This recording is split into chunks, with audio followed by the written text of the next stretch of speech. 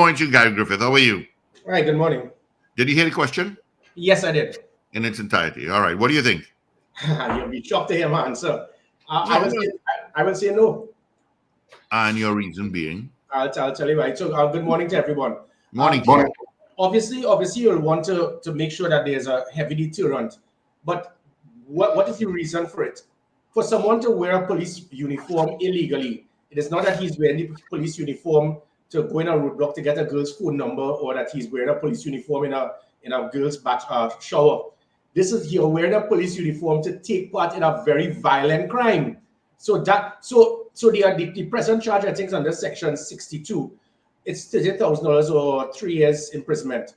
But you wear the police uniform to take part in a violent crime, and that is what the focus should be on. So in other words, if you wear a police uniform and you're arrested because you try to kidnap someone, kidnapping should be the non-bailable offense. If you're wearing a police uniform with an illegal firearm to abduct someone or to steal from someone, having access to an illegal firearm is a non-bailable offense. So the wearing of the police uniform is only a byproduct to the bigger picture. So lifting the fine for someone wearing a police uniform is not going to be the deterrent. What should be is the reason for them wearing the uniform. The reason for them wearing the uniform on most occasions is to kidnap someone, to rob someone, to be involved in something in a very serious manner that can infringe the rights of citizens, whether it be kidnapping, rape, armed robbery.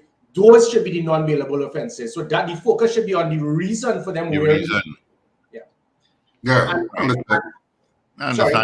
I understand that. Yeah, so good morning, Gary, and welcome again to our breakfast show. Morning. And to that topic, what could put an end to it is this. Remember this? There was a reason why I implemented this to all police officers, because we had the concern of police officers, persons impersonating police officers. The badge specially made very difficult, if not impossible, for you to try to imitate. What we told the public is that anytime a police officer comes to you, you need to ask them, let me see your badge, and the badge will have a number, and the number will be linked to your police ID card. No, I looked at the video where this young man was kidnapped, and I didn't see a badge. I didn't see anything. I do not have it under their T-shirt. Yeah, but I did not see anything. And as you said earlier, when you brought that, when that whole badge issue came out and everybody had to wear it, that it must be visible. Correct. So Ulla Christopher, who was voted and supported by the UNC and the PNM to be commissioner, she shut that down. This was mandatory. You must wear the badge. And Ulla, in her wisdom, everything that Gary Griffith did, let's shut down. So now you have, thanks to Ulla and Old McDonald, Jacob, they have gone out of their way to make it easier for criminal elements to imitate police officers, just because Gary Griffith implemented the badge. The badge was an avenue to prevent this or minimize. Well, I did not know it was shut down. Yeah, it was. That's why it's not mandatory anymore. That's why police officers are not wearing it. It was mandatory that you must I see some wearing it. Yeah, because they like it, not because they need to. We put it as a standing order. You had to wear it. And it meant that if you confront any citizen, they ask, let me see your badge, similar to what you will see in North America. And the badge must also go with your ID card to have the number. The other aspect pertaining to that, when up to now, the police have not been able to confirm or deny that those were police officers. Reason being is that we had GPS tracking on every police vehicle. Had that continued, similar to the operational command center, the commissioner's command center, and the GPS tracking, the police within 5 minutes could have stated to the public there was no police vehicle at that location at that time, because the GPS tracking will show that there was no police vehicle there. That was removed, so they don't know who's police and who's thief, because they can't pinpoint where the police vehicles are stationed. So you don't know if it was a police vehicle or if it was someone who just got a blue light, purchased it illegally, and utilized it. Had the GPS tracking to monitor every police vehicle remained, the police would have been able in 5 minutes to tell the country that was not a police vehicle. But in your opinion, in terms of looking at that video, Gary, do you think that those fellas moved like police officers, or it's hard to determine? Well, it could be hard to determine. I mean, obviously, their tactical movements and stuff showed up more like gangsters or bouncers rather than trained police officers. But not every police officer is highly trained in the art of armed conflict, counter-revolutionary warfare, knowing how to operate, how to hold a weapon, how to move. So they could very well be police officers who have been on suspension for several years. We have 300 of them for the last 10, some of them for 10 years, getting $10,000 a month, costing the taxpayers $50 million per annum. So you can have officers who may have been in administrative work and they never held a firearm for years. So they would not know. Some of them have never gone in a range. So it's hard to, it's not just to appreciate the fact that every police officer is highly trained to understand how to hold a weapon, how to move in a situation for armed conflict. As it is, obviously there was very improper training, but it doesn't mean it does not make them a police officer.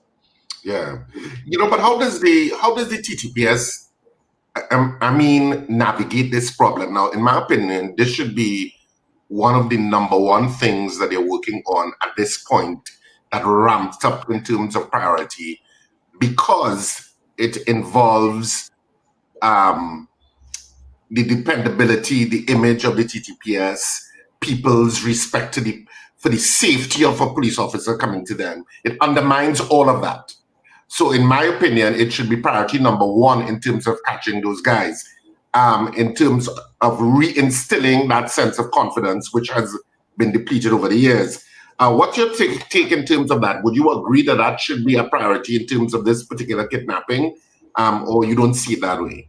No, definitely. I mean, when I became commissioner, with public trust and confidence being 14% at the time, 1-4, and the person, and he was rewarded, he got a national award for having 14% public trust by the president. The reason for that is because of just that. There were very few rogue elements in the police service, and the commissioner did not see it fit to put systems in place to pinpoint, weed out, and of those rogue elements. And by doing that, one or two bad apples just affected the whole image of the police service. So what is required is to put systems to make them accountable and to measure their performance, so that if at any time you have these few rogue officers, you can pinpoint them, target them, and remove them. Or if people are trying to imitate them, ensure that you could separate police from thief, which goes back to the reason up to now, Earl Christopher and Old McDonald Jacob can never state why you remove this. Why? Because Gary Griffith implemented it. How petty can you be? This here played a big part towards preventing. So if it is you knew, every citizen knew that unless you have this, I know you're not a police officer. That those individuals come to that person's doorstep. He has his burglar proof. Where's your badge? I'm not seeing your badge. I'm not letting you in. But you see people coming with some polo jerseys marked police. You don't know. And all of these things could have assisted. I'm not saying it would have prevented. But if it is that you know you're a civilian and persons come to your door, they say they are police and they don't have this around them.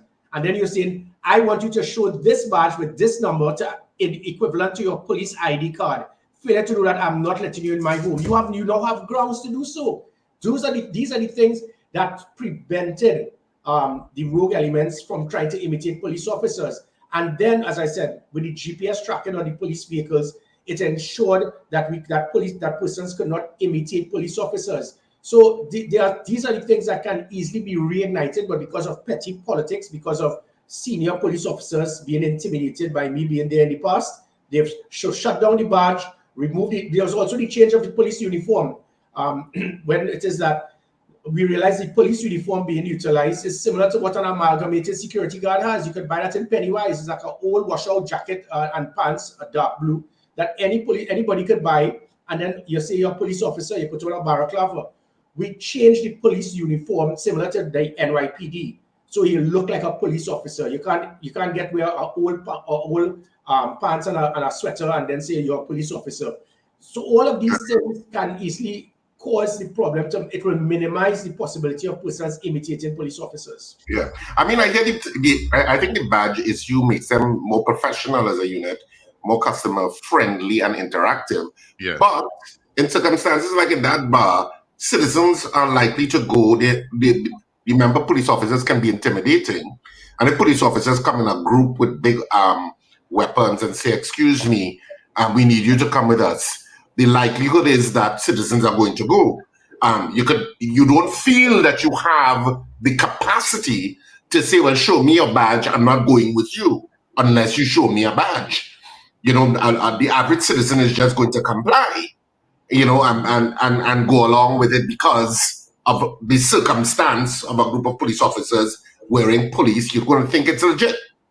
Well, you're correct, Rick. Yes or no? But because I'm speaking about the point that the reason why they're wearing the uniform is to allow you to foolishly just walk with them because you perceive them to be police officers. If you don't think that they are police officers, it can't very, because my point is you're in your home, it's burglar proof, and if they turn up there in front of you, you're not going to open the door to let them in. So it gives you now it gives you something now to prevent them from kidnapping you or apprehending you. If it is that you just walk inside here and you're in public with them and they grab you, well, there's nothing that could be done. So there would be possibilities. I do not know in this specific circumstance, but if you're behind your closed door, you're in your gate, and you have dogs, you have burglar proof, and these officers refuse to show this. These officers refuse to show their ID card. It can cause, I want to see your ID, I want to see your badge. These were standard operational procedure to prevent police persons imitating police officers. And if those rogue officers actually were police officers, it allows the citizen now, I know your badge number, I know your number, are coming for you and liaising with the PC as soon as you leave. Because we had situations where police officers will abuse citizens and the citizens will go past and they won't even know the name of the police officer because the police will at times say, I don't have to give you that. And there's nothing that could be done. This being put around you, ensure that you will see the number and you can't escape. Those are the things that would have been provided that caused public trust and confidence to move from 14 to 59%. It's a reason that 3 years later has moved from 59% to 8%. When you remove the badge, you refuse to implement the uniform that was acquired, you remove the GPS tracking on the vehicles, you remove the online reporting and the police app that will allow citizens to report rogue police officers. All of these things add up and it will cause the public now to lose confidence. And it's just because of a number of rogue elements in the police service. These were the same 7,000 police officers that the public had the highest public trust and confidence in any arm of the public service just a few years ago. Well, there seems to be a ramping up of kidnapping. At least it seems that way. I remember years ago there was a problem with kidnapping, and I think under SORT, you can correct me if I'm wrong, it went down to virtually zero. And now there seems to be a ramp back up, and there's still being need for citizens in terms of the last kidnapping / murder. It was police officers that were arrested considering this issue. Now you have like a week or 2 weeks later, you have another kidnapping of a businessman and with people in police uniform. How do we navigate this? Because it's a serious problem. It's seriously concerning the citizens on the ground. Because now you're not so sure. If you're not sure if a police officer is really a police officer, you have a problem. You have a huge problem. How do you deal with something like this? And do you consider it a trend or not? Because earlier in the conversation that we were having when Paul was there, Paul had indicated that the minister, Keith Scotland, Senior Counsel, had said he doesn't see any trend. And of course, for some citizens, they're seeing a trend, and the trend is that kidnapping is on the rise. How do you look at it? Do you see it as a trend? And if you had to give advice to the TPS, what would you tell them? Well, again, this started like 2005 to 2008 even when they formed SAUTT, the Special Anti-Crime Unit of Trinidad and Tobago. And it was the worst we ever had with kidnappings.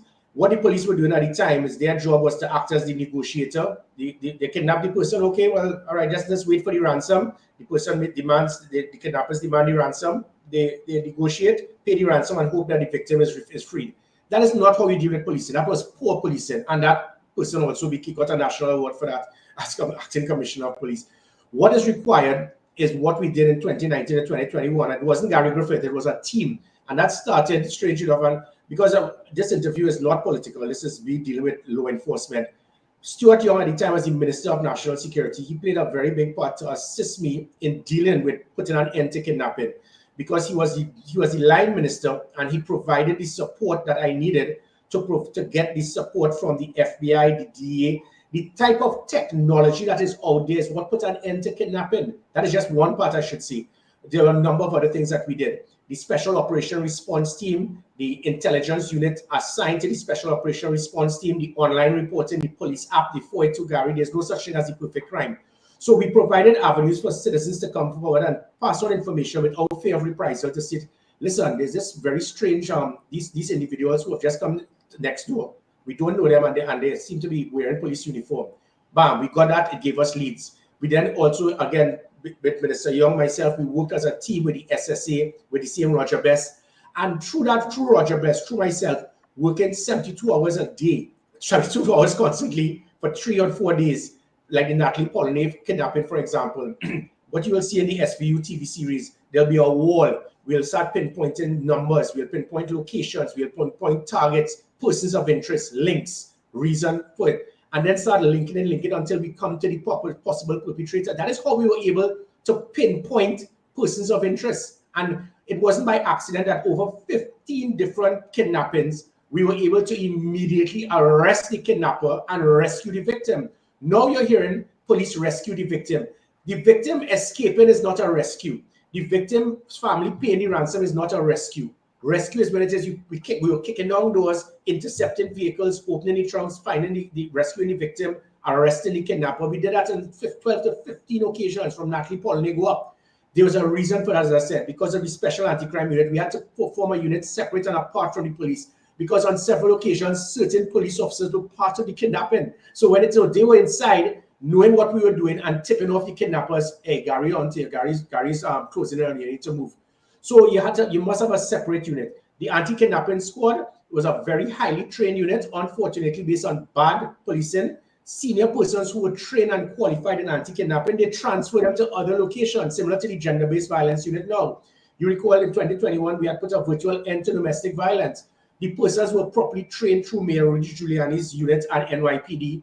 And now most of them have been from Claire Guy Allen and others. They've now moved out of the gender-based violence unit, and persons in the GBVU now, police officers, are not properly trained. It's the same thing that is happening now with the anti-kidnapping squad. So you need a special unit separate and apart, an intelligence unit separate and apart, and the technology that is out there. So it was not by accident that there were 12 to 15 kidnappings under my watch, and every single one we were able to pinpoint the kidnapper, arrest them, and rescue the victim. That is what put an end to kidnapping. I talk about technology, and I don't know how much you can share without compromising anything, but the issue of masks, isn't there technology that can identify those guys in that police uniform because they were wearing masks? Isn't there technology that can approximate what they look like? Well, you're just answering the question. There's absolutely not a snowball chance in hell I will state the type of technology that is there. What I could say is the technology there is what allowed us to solve 100% of the kidnappings and rescue the victims. The technology is there. The kidnappers could not understand what it is that I was doing that caused us to be able to pinpoint where they are, what they were doing, who they were, who were their assistants, who were supporting them in the police service.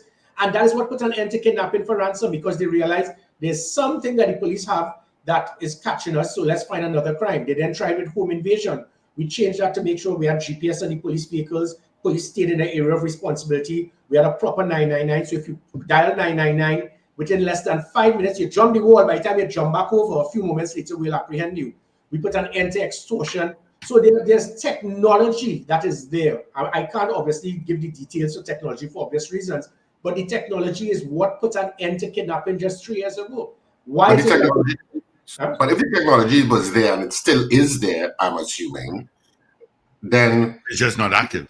Well, I can't say it's not active. There should be some resolve to all of this trend, or no trend. I don't know, the trend of kidnappings or the high-profile kidnappings that have taken place recently. There should be some sort of inroads being made because the technology exists, as you said. But Richard, if you put a ban and tell police officers you don't have to wear this, just that alone shows the pettiness that we have. We are playing politics with national security. We're playing politics with the lives of citizens. The systems are there. The police badges, the GPS on the vehicles, the special operation response team, the police online reporting, the police app, the technology. All of these things is what puts an end to kidnapping. So I know sometimes it's unfortunate that people would like me or dislike me based on the politics. So it's for the PNM or UNC till you die. Answer that. Why would you put an end to all of the things that I put in place that put an end to kidnapping? The point being the systems are there. However, it wasn't just the technology, as I said. Stuart Young, myself, Roger Best, we will spend several hours at the National Operations Center trying to see if we could patch everything together, forming a proper system to target the perpetrators. And we were able to do it. It takes a lot of work. You can't be a lazy commissioner of police. You have to micromanage these situations. You have to be on top of it. But as I said, up to now, 4 days later, the police can't even state if they were legitimate police officers involved in the kidnapping. Why?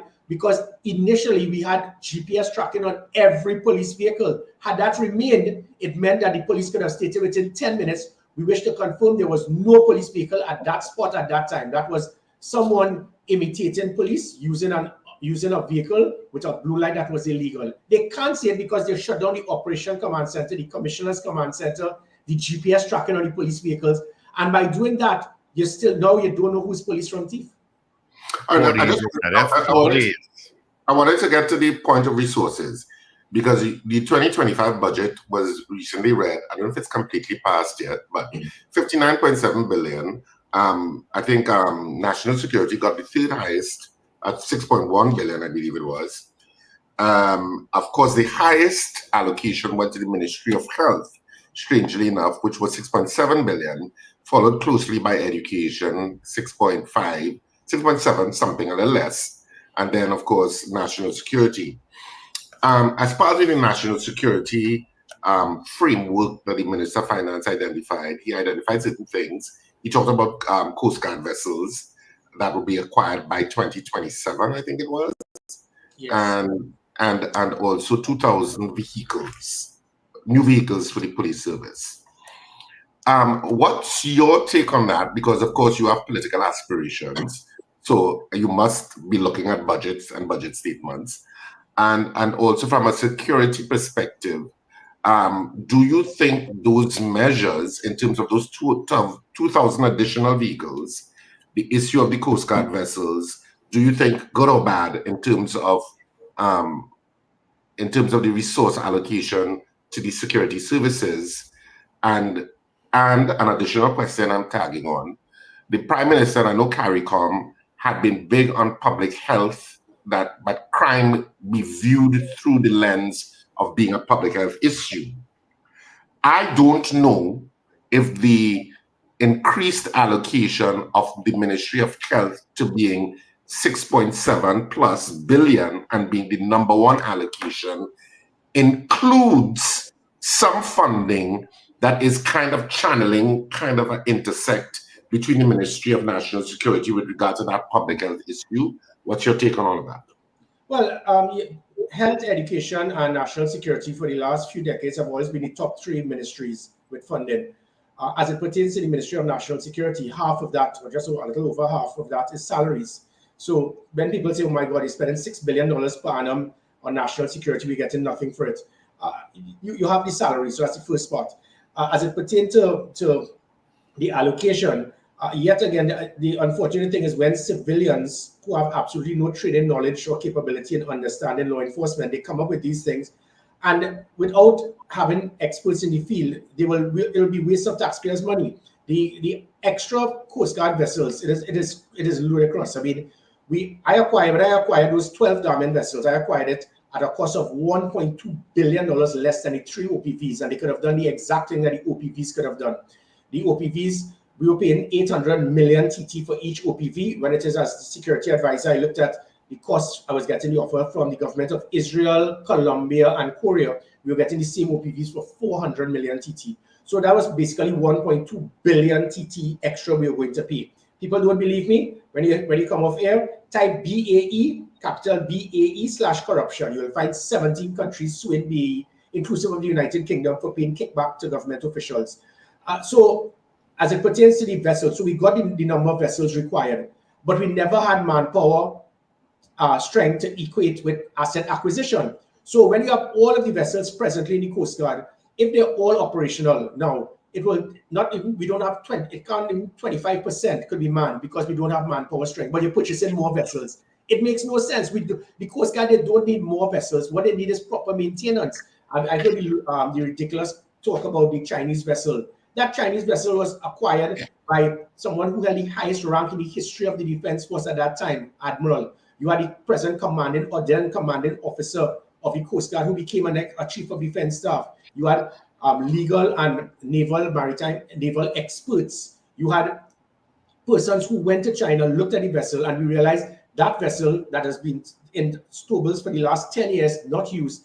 They said that the government stating that vessel is ineffective. That vessel sailed from China to Trinidad by our own Coast Guard personnel. That's how good that vessel was. That vessel was going to be assigned to the Chinese Navy. that vessel would have been the first time that we will be able to take batches of 150 in the Coast Guard, send them out to sea for 2 weeks and get them to be trained as sailors. To be trained as a sailor now, you stay on the Coast Guard jetty in Stobart and swim 5 laps. That's how you become a sailor, because they don't have the vessels to get you out to sea to train. So to say that the vessel was not good enough. If for 10 years you don't maintain it, you don't put systems to have it out at sea, then you will have problems. So you do not need more vessels. What you need is to increase the Coast Guard manpower strength to equate with asset acquisition. Additionally, you need to have the maintenance of the present vessels to be able to utilize it. But we love to purchase vessels because that's where you could get 3 or 4 times markup. Pertaining to the other things that they have implemented, I think it is, again, rather unfortunate. You need to look at the measures of corruption or mismanagement. A simple example is overtime in the police service, where I was able to pinpoint corruption and reduce it by about $100 million per annum. Reducing that allowed me to implement the police marine branch, the rapid response, the emergency response patrol, GPS tracking on vehicles, tasers, pepper spray, body cameras, things never seen before in the police service without asking Minister Imwood for a cent. And that is what was supposed to be done. Find ways to minimize wastage and utilize the funds now for what the law enforcement agencies would need. That is not what is being done. And you're just pumping money, and you're putting bad money, you're putting good money into bad, and you're not going to get the increase in the quality of service. Nothing was stated as it pertains to customer service training, public relation, put in systems to measure the performance of police officers, make them accountable, the proper utilization of the Trinidad and Tobago Defense Force. We have 5,000 of them in Tetron and Stobles waiting for another 1990, 34 years later. We don't dare. There are things that they can do right now. So you can utilize them, but I think the budget showed, yet again, politicians coming up with bright ideas with absolutely no proper thought process. But they have included the Defense Force recently in terms of joint patrols again. I know certainly in the city, I'm not so sure how widespread it is across the country, but certainly in the city of Port of Spain. So they are utilizing them to some measure in terms of that. Richard, sorry, they use 100 out of 5,000, and they call that joint patrols. 100 members of the Defense Force are utilized with the IATF, the Interagency Task Force. And I'll do reason I can know is I was there. When we had 150 hoodlums coming down into Port of Spain to destroy Port of Spain during the COVID period, not one member of the Defense Force came out. And no fault of theirs, they wanted to come out, but the politicians refused. So the Defense Force have never left Tetron or Stobles in 34 years, other than 100 to deal with IATF. We don't need that. These officers, these personnel are trained, they are qualified. So when people speak and say that they're only trained to kill, that is not true. I was the first Trinidad and Tobago citizen to return home with a United Nations peacekeeping medal. And because we are also trained to act as an aid to civil power and to support and complement the police service, we have regimental police. So those things, and again, when it is you look at the problem, we have the Air Guard. 500 persons in the Air Guard for the last several years have been in PRPO playing small ball football because they don't have a chicky chunk kite to fly, far less an aircraft or a helicopter. So those are the things that you need to put in place, allow them to be able to serve our country. Yeah.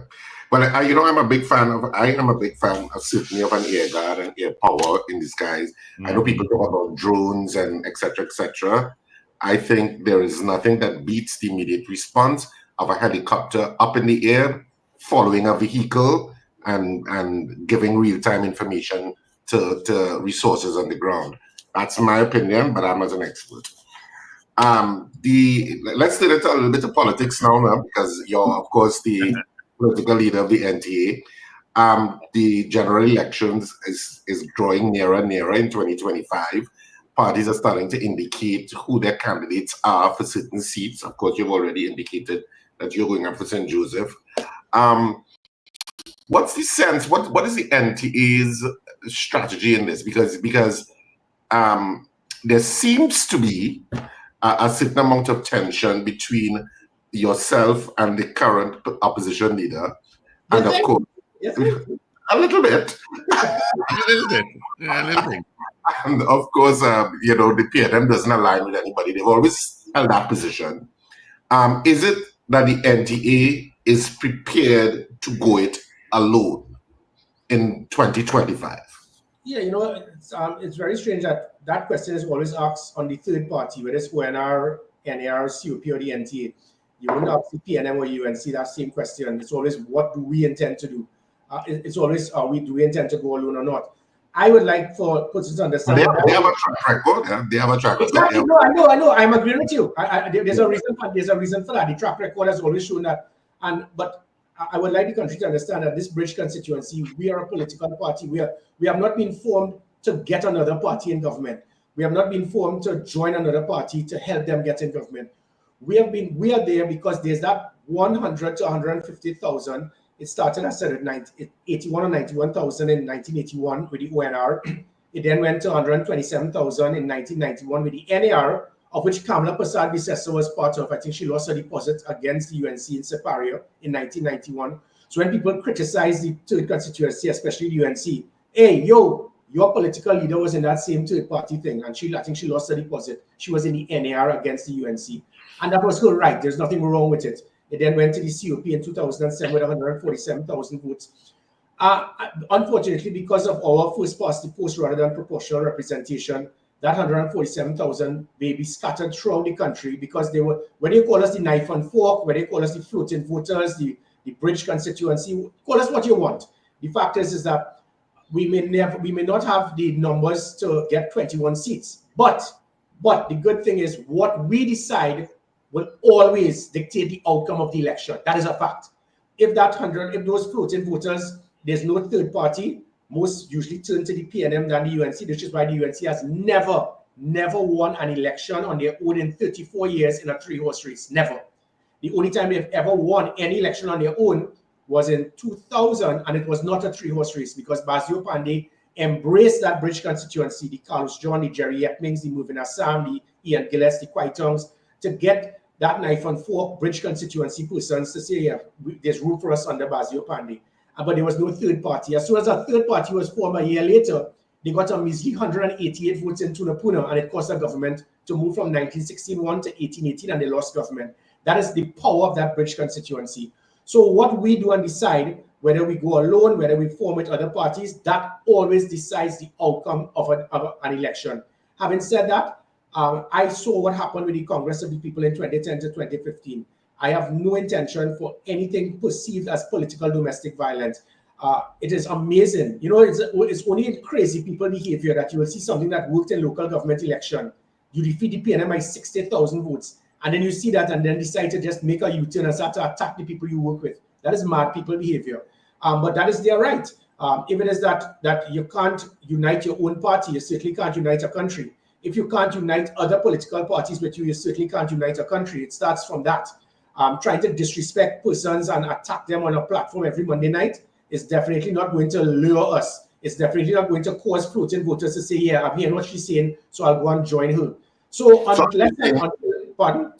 So are you saying that it's an advantage to the PNM in 2025? Well, usually what we would have seen is a third party, as in 1981, 1991, and 2007, working separate and apart from the UNC or the ULF would cause an increase in the seat allocation for the PNM. It happened in 2007, it became 2615 or 2516 because of that. Seats such as Samoa, Barataria, Shogunas, Pointe-a-Pierre, those seats will be lost because there will be a number of those floating voters in those areas that are really not aligned to the UNC. When it is that there's an alliance, those floating voters will say, look, I am supporting you, whether you're called ONR, NAR, COP, NTA, ABC, or XYZ. You work with another party, I could work with it because I know you are there to represent us. But what they are not going to accept is a political party saying, look, we have 19 seats, we will take all the marginal seats, you go up for the 12 hardest PNM seats, and then we'll get in government. My mother make a fool. I ain't stupid. So if you feel that every day is Good Friday for Gary Griffith and the NTA, it's not going to happen. Have some respect for us. Hiring social media prostitutes to attack us every single day, all you're doing is turning people off more from you because you have somebody now as your pumpek to be attacking the NTA. You feel like that's going to cause people to support you. More people will be turned off. Every time he opens his mouth, I'm not going to call his name, he's not worth it. It causes more people to turn away from any alliance. Until what we are not going to allow is the political domestic violence. You can't be attacking us every single time. You're hiring people to attack us and expect us to come and work with you just before the bell is called. Give us the mutual respect We can work together, and I can assure you we can have a good government. But we are not going to allow a repeat of what I saw with the Congress of the People from 2010 to 2015. They can take it or leave it. Well, I know politics always makes strange bedfellows, and sometimes people that you think, oh my God, they will never get together because they are basically enemies now. And then bam, a candle is lit somewhere, and all of a sudden. Richard, I would like to, sorry for interrupting, but that is such an important point. And this is where I have such a problem with. Because we have a thing about enemies and all of that. I don't see PNM as the enemy. I don't see the UNC as the enemy. I recall when Basil Pandey and Patrick Manning were Prime Minister and opposition leader, they will be in cricket, and you'll see Pandey, Manning, Imbert, Valley, Carlos John, Yet Ming. There was no hatred, there was no animosity.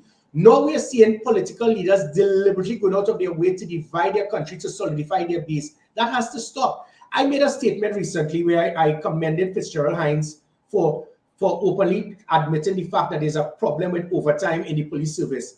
Khadija Amin, I mean, as clueless as she could be, jumps up and says, does this, and sends a message to everybody in the UNC St. Augustine chat. Does this mean that Gary's back in bed with the PNM? So because someone commends somebody, you are so petty and small-minded that you see that as Gary being in bed with the PNM. So your job as a politician is to always attack the other side, discredit the other side. I don't intend to do that. My job getting in government is to unite Trinidad and Tobago. PNM will never be seen as the enemy to me.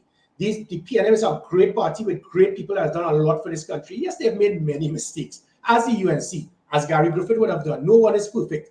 But to demonize political parties, to demonize individuals, every single time you speak is to attack, discredit, and now you hire social media prostitutes to attack people. That is what you see as a good government? I beg to differ. My job is not to demonize and to discredit, whereas others want to destroy. I intend to unite, right? Others want to try to attack. I intend to find positive ways to unite Trinidad and Tobago. So in terms of 2025, assuming that beds are not made to accompany strange bedfellows, and the NTA goes it alone, or maybe with an alliance with some other smaller parties, is it that you're going to go for the 41 seats, or are you going to concentrate on key seats that you think that if you can win those key seats, because all you need to win is one, basically, to be a broker in terms of the political, that's what Trinidad has become now, because a seat alone can give you a certain amount of power. So is it that you're going to be concentrating on particular seats, or you're going full-fledged for the 41 seats? Well, what we have seen in that bridge constituency since 1981, that bridge constituency is right across the board in Trinidad and Tobago. You'd have seen it in the Congress of the People. The COP placed second, I think, in 34, 35 of the 41 seats. Every time there was a PNM safe seat, it was the COP, then the UNC. The UNC safe seats would have been UNC, then the COP. Sadly enough, there's no such thing as silver medal in politics in Trinidad and Tobago. But the point being is that I think it would be improper for me as the political leader of that bridge constituency to leave out other constituencies because we may not be able to win it. Because there are so many supporters in that bridge constituency. When the COP got that 147,000, you divide that by 41, you got roughly 3,000 to 4,000 votes in every single seat. And that said a lot. It said so much about that bridge constituency. Basil Pandey did not have the respect to understand the value of that bridge constituency. And because of that, he paid the political price. Kamala Persad-Bissessar understood it in 2010, which is why she embraced Winston Dukaran. My take on it is that Winston Dukaran did not negotiate well. He's an excellent politician, a brilliant statesman, a poor political negotiator. He allowed the UNC to get 21 seats, and with that, UNC said, hey, we are 21, them can rock soon now. And that is what caused the collapse of the People's Partnership. I don't think anyone wants that to happen. So the bigger we expand, the bigger the base will build. So you can't just pinpoint just the marginal seats. So as it is right now, we are looking at candidates throughout the length and breadth of Trinidad and Tobago. We are also working and communicating with other political parties such as COPE, the Congress of the People, and other parties. The number our name is an alliance. If there are other parties with the same principles and ideologies of the NTA, we will communicate with them, inclusive of the UNC, inclusive of all other political parties. And we intend to transform Trinidad and Tobago. So it is not about just pinpointing certain seats. Let me quickly add, it will, however, the marginal seats will always be the critical seats. The marginal seats has always been the bulk of those floating voters. be it St. Joseph, Samoa, Barataria, Tunapuna, Lupino, Bonaire, La Joquita, Talparo, San Grande, San Fernando West. Those are the seats we will definitely be going up for, because once we go there, people will understand that we would dictate the outcome of the election. Whether you like it or not, I'll say it one more time, the UNC has never won a general election on its own in 34 years in a three-horse race. It never happened under Basio Pandey when he embraced that bridge constituency. It ain't going to happen now. So as much as you battle Gary Griffith, like me or don't like me, what we do would decide the outcome of the general election. Well, as we head to closing of this interview, Gary, I want to ask you a question. You know, a lot of times people get very despondent, disillusioned about Trinidad and Tobago for various reasons. Some for them, it's economic opportunity. For some, it's the issue of crime. And of course, there has been certainly an uptick in people migrating out of the country, especially younger families and stuff like that. What do you think are the positive things of Trinidad and Tobago, and the things that people that inspires hope in you personally about Trinidad and Tobago being able to survive the storms that it's currently in? The people, the citizens of Trinidad and Tobago. What has destroyed our country is nothing other than politics. I go back to just 20, 25 years ago, we never had this situation now. Politicians have been so strategic. They have gone out of their way to deliberately divide Trinidad and Tobago to the point that even criminals benefit from it. When it is you look at the things that I just spoke about, that puts an end to kidnapping, home invasion, dealing with making sure you have a fast response. A few moments later, pegging back criminals, the highest reduction in violent and serious crime under my watch as a minister and a commissioner. And you will shut it down and remove it because it's Gary Griffith and it'll make him look good. Politicians, of course, the problem. Politicians go out of their way to divide the country, be it geographical location, ethnic composition, religion, political affiliation. It has to stop. But the people themselves, they don't want that. But they're so caught up in the fact that I am not going to vote for this party because I'm afraid of what they will do, because them thief, them corrupt. We have gone out of our way to destroy Trinidad and Tobago. My style of politics has been totally different. I have no intention to go out of my way to demonize any political party or politician. My job is to try to unite Trinidad and Tobago. I almost say make Trinidad and Tobago great again. I'm not going to say that. I say what I could say is that make Trinidad and Tobago safe again. And the best way to do that is to unite Trinidad and Tobago. We have caused division and of course criminal elements to take control of this country. If we work together as a team and understand the value, the PNM put so many good things in place pre-2010 that I cheated. I piggybacked on it because I saw what Patrick Manning was looking at with the OPVs. That's why I got the diamond vessels. When he had the special anti-crime unit, I cheated and I called it, he called it SWOT, I called it SWOT, just a different spelling. When he had the blimp, I acquired drones, as you spoke about, Richard. The drones will turn night into day, lock down our shores, lock onto a vessel. That is how you secure our borders, not by getting massive vessels that will cost us hundreds of millions. Look at what every politician has done and build on it, not destroy and cut, not try to demonize persons. So my take on Trinidad and Tobago, do not give up hope. Believe that we can unite Trinidad and Tobago. Believe that we can win back our country. I have a nation to defend, and I intend to defend this nation. By hook or crook, I intend to find a way to be in a position, yet again, to unite Trinidad and Tobago. Trinidad and Tobago, I promise you, just believe. Well, thanks, Gary Griffith. Thanks for joining us this morning. We appreciate the conversation. My pleasure. All the best. How is Nicole doing? Not too bad at all. She's going pretty well. She still has Richard Dragobasing's hairstyle, but she looks as beautiful as ever, even with that hairstyle. She does, doesn't she? Absolutely. She does. She does. All right. Well, health and strength to her, and of course, tell her she's in our prayers for sure. And may I just quickly add, and again, that shows that is a character of even one political leader. When a political leader could actually be in conflict with me, but have the maturity to contact me, send his regards himself and Sharon on his prayers. That, you see, things like that, it gives the country a degree of hope to understand that people can be human. They can have a heart. Not all political leaders did the same thing. I leave it there. All right. Leave it there. Thank you so much, Gary Griffith, for being with us this morning. All the best to you and the family.